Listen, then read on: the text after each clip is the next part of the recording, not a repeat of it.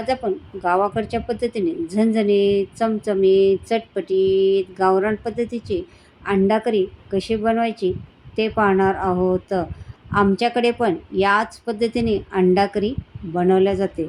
ही अंडा करी खायला खूप टेस्टी लागते. बनवायला पण अगदी साधी सोपी आहे. तुम्ही भाकरीबरोबर खाऊ शकता किंवा चपातीबरोबर खाऊ शकता किंवा भाताबरोबर पण खाऊ शकता. तर चला, नमस्कार, मी आशाच किचनमध्ये आपलं सर्वांचं स्वागत आहे. चला तर मग रेसिपीला सुरुवात करूया. आता सगळ्यात पहिलं आपल्याला अंडे उकडून घ्यायचे आहेत. त्यासाठी पाणी घेतलं आहे आणि त्याच्यामध्ये मी 6 अंडे घेतलेले आहेत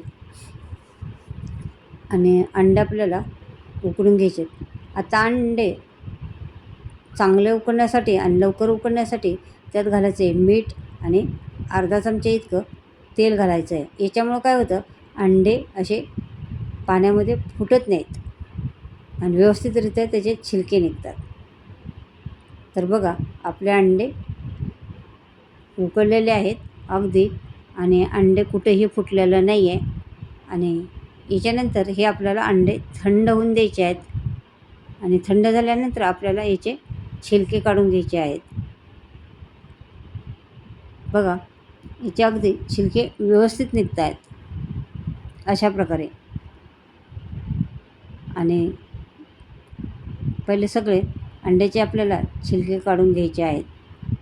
आणि आता याच्यासाठी आपल्याला अंडा करीसाठी करायचा आहे मसाला. तर चला, एक पॅन घेतले आणि त्याच्यानंतर त्याच्यामध्ये 2 चमचे इतकं तीळ आपल्याला भाजून घ्यायचे आहेत. आणि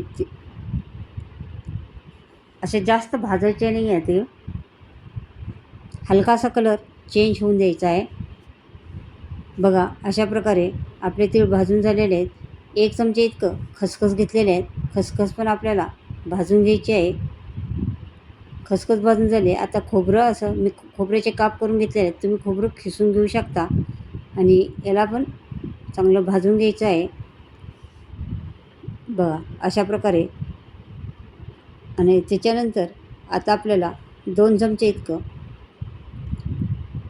तेल घालायचं आहे. मध्यम आकाराचे 2 मी उभे कांदे कट करून घेतलेले आहेत.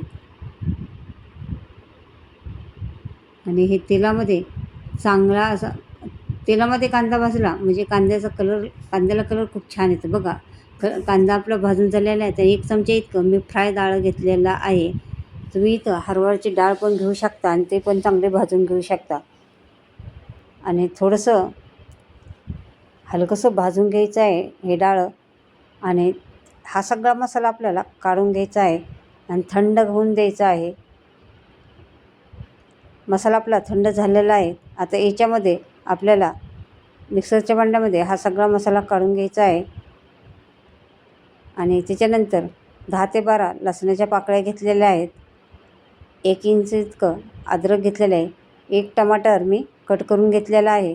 टमाटर तुमच्या आवडीनुसार तुम्हाला घालायचं असेल तर घाला, नसेल घातलं तरी चालण्यासारखं आहे. त्याच्यामध्ये आता थोडीशी कोथिंबीर घालायची आहे.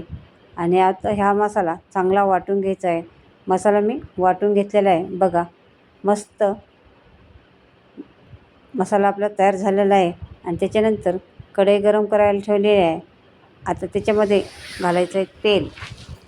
1 चमचे इतकं तेल घेतलेलं आहे.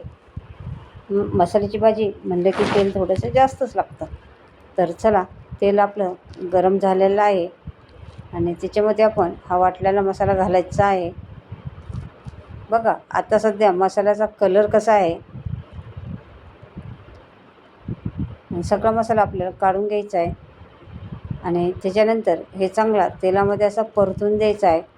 अगदी मसाला, बघा, मसाल्याचा कलर पण चेंज झालेला आहे आणि मसाल्याने तेल सोडलेलं आहे. तेल सोडेपर्यंत असं मसाला परतून घ्यायचा आहे. तर त्याच्यानंतर अर्धा चमचा इतकं काश्मीरी लाल तिखट घातलेलं आहे. 1 चमचा इतकं लाल तिखट घातलेलं आहे. आणि आत्ता आपल्याला याच्यामध्ये पाणी गरम करून घालायचं आहे. आता तुम्हाला जेवढी ग्रेव्ही करायची आहे तेवढं पाणी गरम करायचं आहे आणि याच्यामध्ये घालायचं आहे. आता पाणी घातल्यानंतर हे सगळं मिक्स करून घ्यायचं आहे. मसाला हे सगळं व्यवस्थित मिक्स झाला पाहिजे पाण्यामध्ये. आणि त्याच्यानंतर याच्यामध्ये आता अर्धा चमचा इतका गरम मसाला घालायचा आहे आणि अर्धा चमचा इतका चिकन मसाला घालायचा आहे. आणि त्याच्यानंतर तुम्ही नुसता 1 चमचा गरम मसाला घातला तरी चालेल. चवीनुसार मीठ घालू शकता. आणि त्याच्यानंतर आता हे सगळं मिक्स करायचं आहे.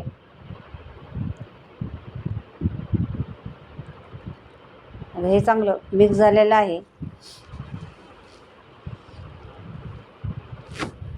त्याच्यानंतर आपल्याला याच्यामध्ये अंडे घालायचे आहेत. आता अंडे घालायच्या अगोदर अंड्याला असे हलकेसे कट मारून घ्यायचे आहेत, जेणेकरून अंडे ग्रेव्हीमध्ये घातल्यानंतर असं छान असं रसामध्ये घातल्यानंतर छान असं त्याचं ते रसा आतपर्यंत अंड्याच्या आतमध्ये जाऊन आतपर्यंत पोचतो आणि भाजी खायला पण खूप टेस्टी लागते. आता सगळे आपल्याला अंडे याच्यामध्ये घालून घ्यायचे आहेत आणि अंडे घातल्यानंतर आपल्याला 6 ते 7 मिनटं कमी गॅसच भाजी शिजून द्यायची आहे.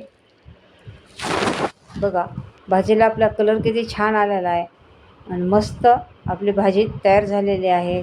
दिसायला पण मस्त आणि खायला पण तेवढी चटपटीत लागते. आणि त्याच्यानंतर आता बारीक कट केलेली कोथिंबीर घालायची आहे. अजून थोडीशी पातळ आहे. थोड्या वेळात अजून आपण शिजून देऊ 2-3 मिनटं. थंड झाल्यावर पण भाजीला थोडा दाटसरपणा येतो. तर बघा आपली भाजी अशी तयार झालेली आहे. गावरान पद्धतीचा अंडा करी मसाला तयार झालेला आहे. तर चला या पद्धतीने तुम्ही अंडा करी बनवून बघा. आणि आशाच किचन चॅनलवरती असं नवीन असाल तर चॅनलला सबस्क्राईब करा, रेसिपीला लाईक करा. पुन्हा भेटणार आहोत आपण नवीन रेसिपी घेऊन. तोपर्यंत तुम्हा सगळ्यांना बाय बाय.